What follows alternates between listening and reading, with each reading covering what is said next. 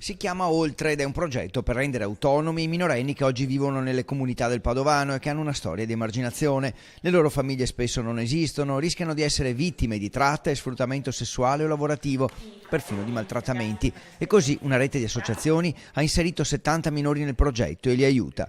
Molti di questi ragazzi hanno potuto anche poi fare dei percorsi reali di lavoro, ci sono state delle borse lavoro, ci sono stati dei laboratori occupazionali che hanno insegnato a questi ragazzi che cos'è il lavoro e come mettersi in gioco. Per inserirli nel lavoro i minori sono accompagnati da un progetto di formazione, poi vengono contattate le aziende e le associazioni fanno da garanti. Quelle più sensibili operano nei settori della ristorazione, del metalmeccanico, dell'ortofrutta e del servizio alle persone. Azioni anche di contatto con le aziende del territorio per garantire e attivare dei tirocini formativi per i nostri minori.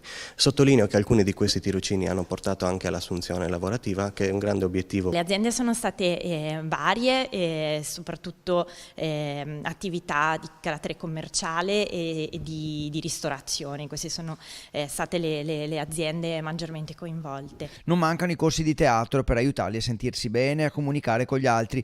E poi ci sono i neomaggiorenni, quelli che lo sono perché compiono 18 anni e dovrebbero da un giorno all'altro diventare adulti perché lo dice la carta d'identità. Giovani adulti che improvvisamente dovrebbero essere autonomi, capaci di gestirsi gruppi appartamento per i ragazzi dai 16 ai 18 anni in modo da insegnare, insomma sperimentare anche lì un po' di autonomia e indipendenza.